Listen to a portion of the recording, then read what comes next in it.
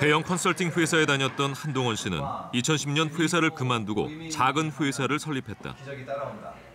재미있고 좀 더 의미 있는 일을 직접 해보고 싶다는 생각 때문이었다. 처음 3명이 시작한 회사는 5년 만에 직원이 90명으로 늘고 지난해 매출 80억 원을 기록했다. 그런데 이 사회적 기업 지정서는 이 회사가 어떤 기업인가를 보여준다. 수익 못지않게 사회적 가치 창출에 힘쓰는 기업이라는 것이다. 마이크 임팩트의 비전은 강연을 통해 세상을 변화시키는 것이다.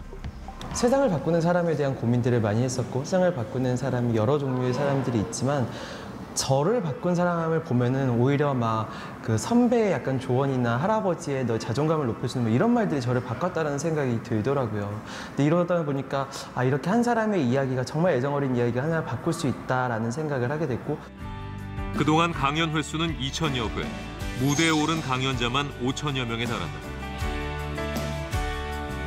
처음 한두 사람의 재능 기부로 시작됐던 작은 무대에 이제 각계각층의 유명 인사들이 함께하고 있다.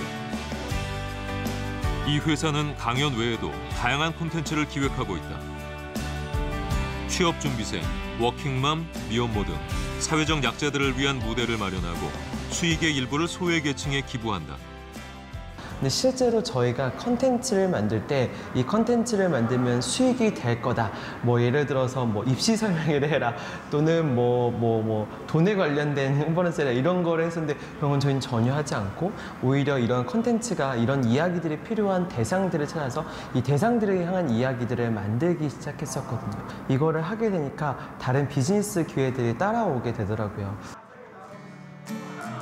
독특한 기업 비전과 함께 수평적이고 자유로운 사내 분위기도 눈에 띈다. 돈에 앞서 의미 있는 일을 하고 싶어하는 직원들은 일에서 보람을 찾으며 자신도 성장하고 있다고 말한다. 회사 다니면서 제일 좋은 것 중에 하나가 개인의 성장을 좀 눈치 안 보고 할 수 있다는 거. 근데 그거를 되게 중요하게 생각했어요. 회사를 처음 선택할 때도 내 인생의 비전이 함께 할 수 있는 비전을 가지고 있는 회사인가를 되게 많이 생각했던 것 같고. 사실 막 몇 개월 동안 준비를 하면서 진짜 힘든 순간들이 많아요, 생각보다. 근데 그 순간들을 막 꾹 참고 나중에 이제 행사날 그런 프로젝트들이 이제 진행되는 걸 봤을 때 반응이 너무 좋으면 아, 이 즐거움으로 내가 이 일을 하고 있구나라는 걸 많이 느껴요.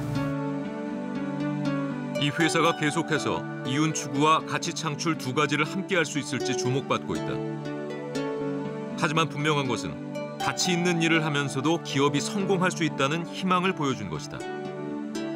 저희는 진짜로 꿈만 쫓아서 했었어요. 오히려 경영 계획을 세우고 이렇게 숫자로 이렇게 큰 그림을 그렸다면은 이런 청춘의 기적이나 청춘 기업들은 잘 나오기 어려웠을 거라고 생각했고 이게 어찌 보면 그 꿈의 힘, 이게 사실 기적을 만드는 것 같더라고요.